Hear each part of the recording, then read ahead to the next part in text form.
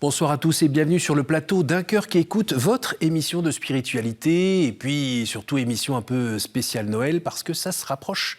Vous avez dû le voir dans le regard de vos enfants ou petits-enfants. Aujourd'hui, moi mon cadeau c'est le Père Potet. Bonjour Père Potet. Bonsoir Cyril. Ça fait un petit moment qu'on vous connaît quand même sur l'antenne de KTO. Et tout d'un coup me revient votre façon de dire au revoir qui était assez originale. Où c'était pas adieu, salut, au revoir, mais à toujours. Toujours, ouais. Est-ce que c'était déjà cette idée d'éternité que vous vouliez nous transmettre ou dont vous vouliez vivre ? C'est une expression que j'ai reçue moi-même, mais que j'ai adoptée très vite parce que j'ai trouvé que c'était très beau. Et adieu et à toujours, pour moi, c'est à peu près la même chose. Mais effectivement, c'est une des raisons pour lesquelles je voudrais aller au ciel rapidement, c'est qu'au ciel, on n'aura plus jamais besoin de se dire au revoir. Et ça, je déteste dire au revoir. Je déteste ça. Pourquoi ? Parce qu'on est obligé de se quitter. C'est très dur de se quitter. Mais un jour, enfin, on sera éternellement présent. Présent à la présence et présent les uns aux autres. Ça, c'est beau. Et en paix, sans bobo ? En paix, j'espère, de tout mon cœur. Je le suis aujourd'hui autant qu'on peut l'être. Mais le bon Dieu me fait faire un parcours assez étonnant. Je vais être franc, c'est pour ça que j'ai accepté de venir ici. Par goût, j'aurais préféré rester caché. Puis on m'a dit, mais ça peut faire du bien. Parce qu'il y a des gens qui vivent des trucs difficiles aussi. Alors c'est sûr que parmi les gens qui nous regardent, il y en a qui, par exemple, sont malades, oui, je pense, sont âgés, oui. Et pour beaucoup d'entre eux, ils se disent qu'est-ce que je fais là ? Oui. À quoi je sers ? J'ai juste mal, c'est quoi le sens ? Oui. Et puis là, il y a 2-3 personnes qui passent les voir en leur disant, vous savez, je sais pas, je pense aux Suisses ou aux Belges, vous savez, vous pouvez arrêter tout ça. Il y a des médicaments, C'est effroyable. On peut arrêter la vie parce qu'il faut mourir dans la dignité. C'est effroyable. Moi, je suis très, très entouré. Je connais énormément de monde. Il y a des personnes qui sont seules, complètement seules. Et ces personnes qui souffrent et qui se disent « je ne sers à rien, je souffre terriblement, et ma vie n'a plus aucun sens, s'il vous plaît, aidez-moi ». Oui. Et à partir du moment où c'est facile, forcément on le fera. Oui. Et dès qu'on entrouvre la porte, c'est foutu. Et c'est évidemment les plus fragiles qui partiront les premiers. C'est effroyable parce que c'est quelque chose qui est pensé par des riches pour éliminer finalement ce qui coûte cher à la Sécu. Enfin, je vais trop vite, mais c'est vrai que ça coûte cher d'accompagner des... Je suis entré en soins palliatifs le 1er juillet dernier, donc ça fait 6 mois. D'accord. Et quand je suis entré en soins palliatifs, on m'a dit c'est de l'affaire de quelques jours. Peut-être 2 semaines, quoi. C'est un visionnaire qui vous a dit ça, je pense. Ils étaient plusieurs. Il y avait tout un conseil de médecins qui m'ont dit de toute manière, maintenant, on ne peut plus rien faire, donc on ne fait rien. Moi, j'ai dit chouette. Moi, j'étais plutôt heureux parce que d'abord, je suis malade depuis longtemps, mais enfin, sans souffrir terriblement. Mais je me suis dit, je vais enfin voir Dieu, quoi. Enfin, je guette ça depuis. Je me rappelle, ça m'est revenu dans l'été. Quand j'étais petit, j'étais vraiment tout petit. Et je m'endormais le soir en disant « Seigneur, je veux bien mourir, mais je voudrais être prêtre avant. » Maintenant, ça y est, c'est bon. Et donc, j'arrive le 1er juillet, et puis je me dis c'est beau, enfin, c'est beau de mourir. Autant qu'il est possible, oui, j'étais dans la paix et dans la joie d'aller voir le Seigneur. Quelle joie quand on m'a dit « Nous irons à Jérusalem, enfin, ouvre tes portes, Jérusalem. » Pas une petite trace de peur comme la majorité d'entre nous ? Eh bien, honnêtement, non. J'y suis pour rien, mais honnêtement, non. C'est une grâce ? Oui, ça, sûrement. Et puis, 15 jours se passent, rien. Alors, tout était prêt, tout reste prêt, la maison d'enterrement, les machins, les images. Puis j'ai tout distribué, mes affaires. Et moi, comme j'étais plus au presbytère, j'ai tout. Enfin, c'est quelqu'un qui l'a fait pour moi, qui a tout vidé, distribué, parti. Depuis juillet. Alors, le bon Dieu m'a dépouillé radicalement là. matériellement et spirituellement, parce qu'au bout de 2, 3, 4 semaines, toujours rien. Je me dis, Seigneur, qu'est-ce que tu fais? Et je me suis rappelé un vieil oncle qui était un type extraordinaire, qui avait 100 ans moins quelques semaines, enfin, qui avait fait des trucs formidables pendant la guerre, qui était un bonhomme qu'on aimait beaucoup. Et il a mis des semaines à mourir. Et j'allais le visiter souvent. Et un jour, j'arrive chez lui, il était au garde-à-vous dans son lit. Et il m'a dit, François, si tu savais ce que c'est chiant de mourir. Moi, je croyais que c'était beau de mourir. Enfin, bon. Et je me suis aperçu, et ça aussi, je crois que c'est une grâce, qu'il faut apprendre à mourir. Et qu'on n'est vraiment vivant que le jour où on a accepté de mourir. Alors, il y a quand même pas mal de philosophes et auteurs qui ont écrit sur l'art de bien mourir, apprendre à mourir. Vous-même, vous étiez penché sur cette chose-là? Non, parce que je prends les choses comme elles viennent au fur et à mesure. Qu'est-ce que ça serait, apprendre à bien mourir? Pour moi, c'est ce qui domine vraiment. C'est apprendre la radicale dépendance de la volonté de Dieu, qui ne dit rien de ce qui... Mais qu'est-ce qui va se passer? Mais où est-ce qu'on va? Mais suis-moi. Et ce qui m'habite le plus fort depuis longtemps, mais particulièrement tout l'été, le moment où Jésus, à 12 ans, est retrouvé au temple par sa mère et par son père. Mon enfant, pourquoi nous as-tu fait cela? Mais comment ça se fait que vous m'ayez cherché? Et ils ne comprirent pas ce qu'il leur disait. Donc, Marie a vécu jusqu'au calvaire sans comprendre. Et dans les paroles de Jésus, dans les faits et gestes de Jésus, il y avait beaucoup de choses qui étaient choquantes. Il y avait des choses que d'ailleurs, on le voit dans l'Évangile, les apôtres eux-mêmes sont choqués, heurtés. Et la Vierge Marie, elle est sans doute heurtée comme les autres, mais elle accepte et elle se laisse guider. Et elle ne comprendra au fond que quand Jésus sera au tombeau, il est aux affaires de son Père. Je laisse. Mais comment votre cerveau arrive à accepter cette chose-là? Parce qu'il se pose toujours des questions, il veut comprendre. C'est la prière continue. Seigneur, comme tu veux. Ce que tu veux, comme tu veux, quand tu veux. C'est, au fond, ça a dominé, je crois, tout mon ministère depuis que je suis prêtre. Tout a commencé par une désobéissance et un désir d'indépendance.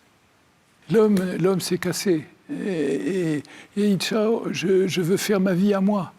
Je veux faire l'amour, je veux faire mon bonheur, je veux faire... Et non, tu vas te casser la gueule. Mmh.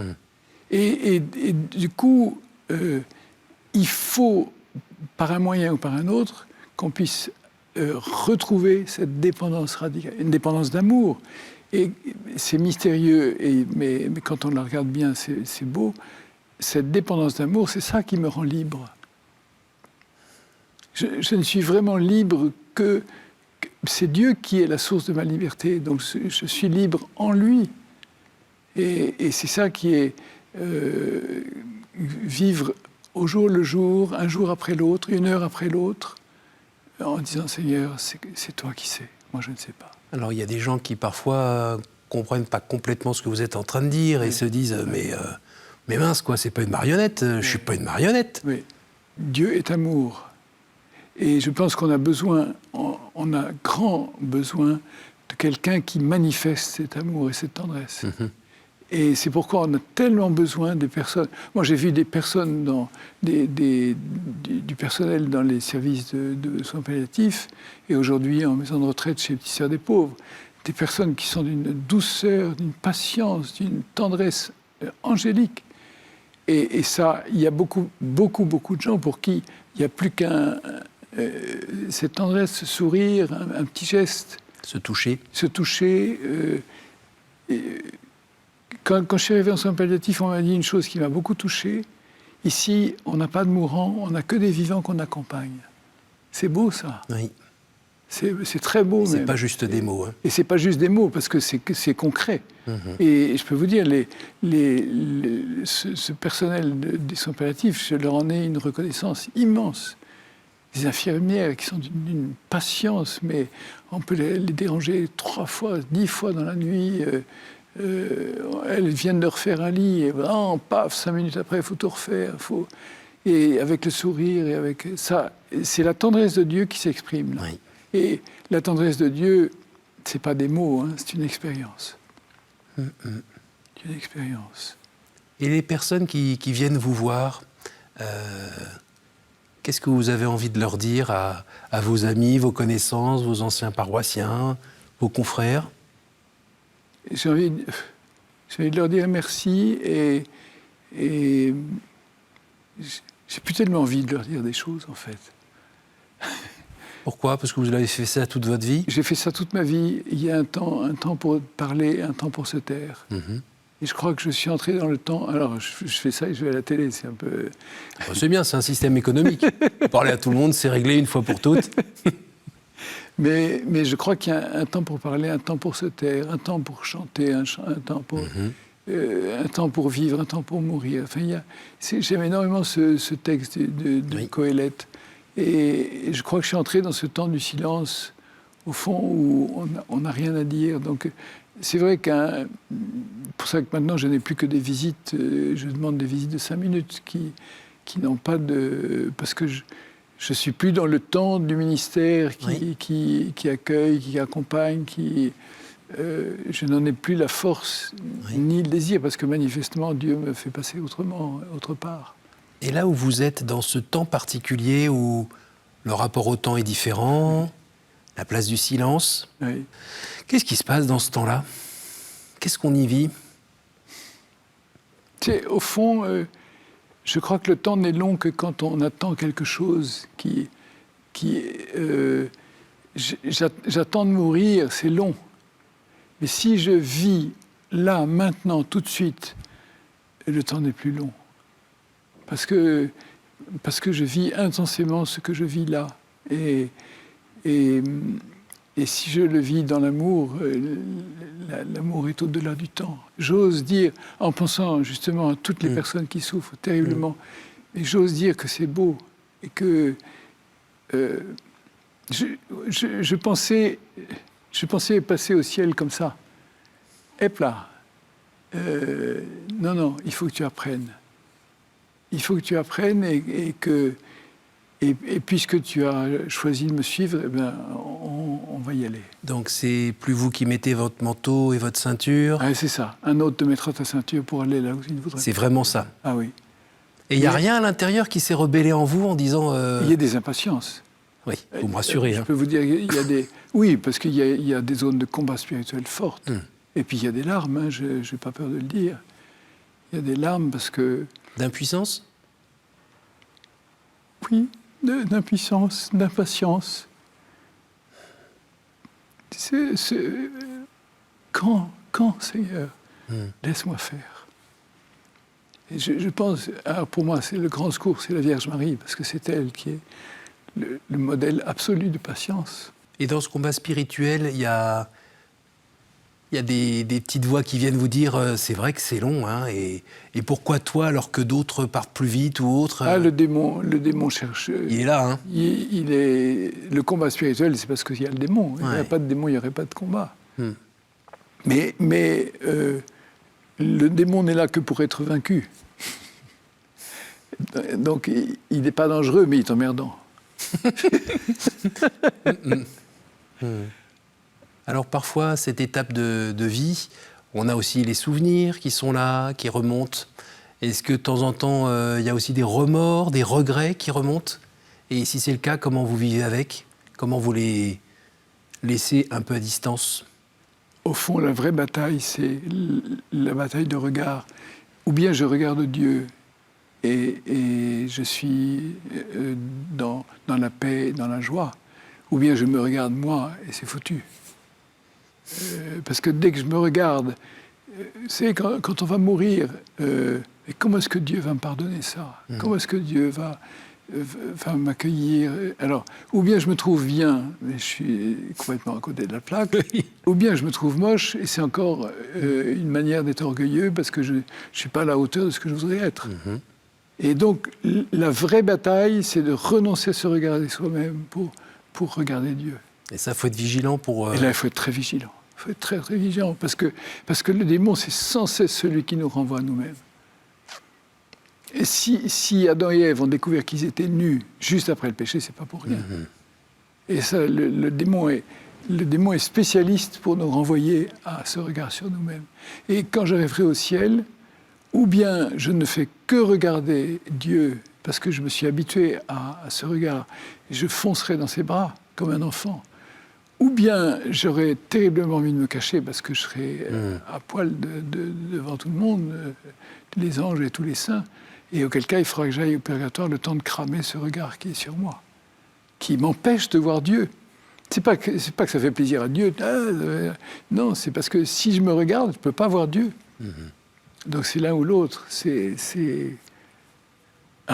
fondamental ça. Je ne suis ce que je suis que dans le regard de Dieu. En philosophie, on parle d'habitus vertueux. En gros, si je prends le bon pli, ben, ça permet après de ne pas me poser de questions et mettons de me tenir bien à table, sans que je repense à mes... Voilà. Oui. Vous, dans votre vie de chrétien, depuis le temps, est-ce qu'aujourd'hui vous profitez un petit peu de ces habitus vertueux, allez, on va dire, de cette pratique des vertus? Quoi qu'on fasse, et par quel bout qu'on prenne la chose, il faudra qu'on passe par le calvaire. La croix est le chemin obligé. Pourquoi ? Parce que il faut donner sa vie. Le réflexe du péché, c'est de la reprendre. La vie, c'est donner sa vie. Bon. Et donc, Jésus dit, enfin, il a des phrases qui sont d'une netteté qui ne supporte pas de discussion. Celui qui ne prend pas sa croix pour me suivre ne peut pas être mon disciple. Ne peut pas. Donc, le calvaire, ou bien j'y vais comme Jean, accroché au manteau de la Vierge Marie, ou bien je me carapate parce que c'est trop... Donc vous avez plutôt choisi Jean, vous? J'ai plutôt choisi Jean. Voilà. Et Marie, elle se manifeste comment à vous en ce moment? Il y a une tendresse, il y a une douceur, il y a une... Et puis, c'est elle, justement, dans ces moments où on cherche des pourquoi qui n'ont jamais de réponse. Oui. Et c'est en la regardant qu'elle va devant toujours. Parce qu'elle est tendre, mais elle est ferme. Hein. C'est pas de la guimauve, c'est pas du plâtre gentiment peint. C'est une mère qui est une mère terriblement exigeante. Et c'est une mère, elle file devant. Et moi, j'apprends à suivre. Obéissance toujours, comme celle du jour où vous avez mis vos mains dans celle de l'évêque? Absolument. En vous engageant à lui obéir et à obéir à son successeur? Je crois profondément que l'obéissance est la clé. Et je crois pouvoir dire, j'y vais avec beaucoup d'humilité et de précaution, mais je crois pouvoir dire que dans tous les cas d'abus spirituels ou sexuels ou quoi, allez voir du côté de l'obéissance, il y a quelque chose qui foire. Allez voir du côté du lien à l'évêque, il y a quelque chose qui foire. À l'évêque ou à la congrégation, voilà. L'obéissance est certainement une clé majeure. Oui, alors souvent on dit d'obéir, d'accord, mais obéir à qui? Lui, il est plein de défauts, lui, il n'est pas parfait, lui, il dit n'importe quoi. Oui. J'obéis à qui? Là, la conscience peut éclairer quand même. Parce que au fond de moi-même, je sais très bien si j'obéis ou si je n'obéis pas. Alors les années passent, on va fêter à nouveau Noël. Oui. On va dire que ce n'est pas la première fois pour vous, hein, Noël. Non, c'est beau, Noël. Alors, mon Dieu que c'est beau. Qu'est-ce qui fait que vous n'êtes pas encore lassé de Noël?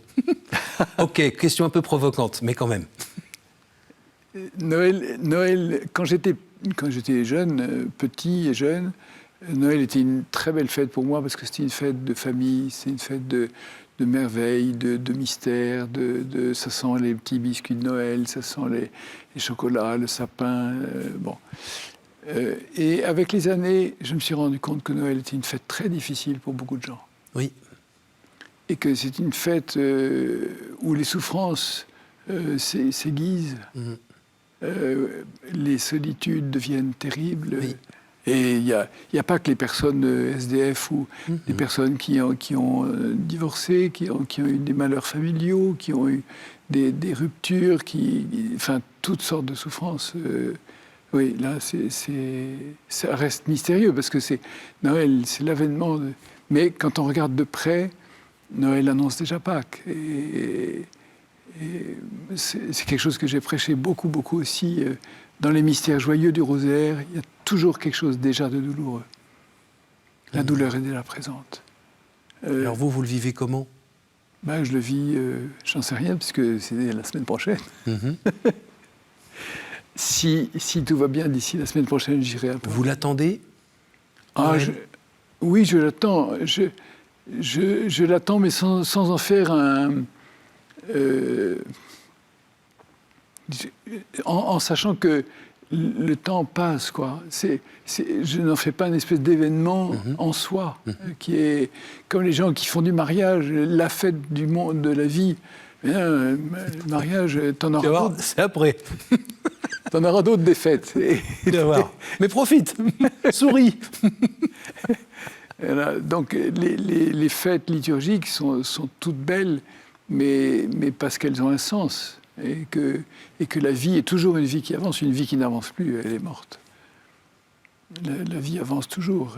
La vie est devant. Ma mère disait ça toujours. La vie est devant. La vie est devant. Alors dites-moi encore un mot sur justement la vie est devant. La vie qui est devant vous, c'est la mienne, mais c'est la vie éternelle qui commence à pointer le bout de son nez. Non.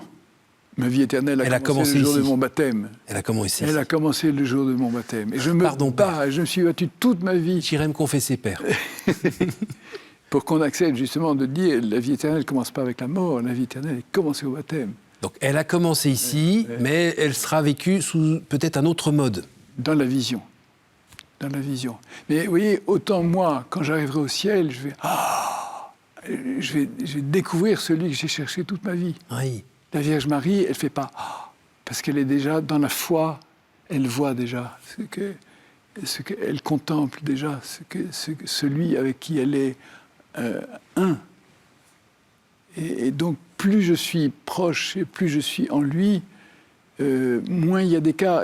C'est quelque chose que j'expérimente aussi. Finalement, la vie et la mort, enfin, la vie d'avant et la vie d'après se touchent. Il y a un abîme, mais plus j'avance la main dans la main de Dieu, plus l'abîme est étroit. Et donc, je peux le franchir d'un petit pas. Alors que si je suis loin de Dieu, il y a un abîme, comme dans la parabole avec Moïse, là. Non, tu ne peux pas les rejoindre, parce que... Et c'est terrible, ça. Oui. C'est terrible. Mais c'est vrai que cette justice, elle fait partie de l'amour. Elle est...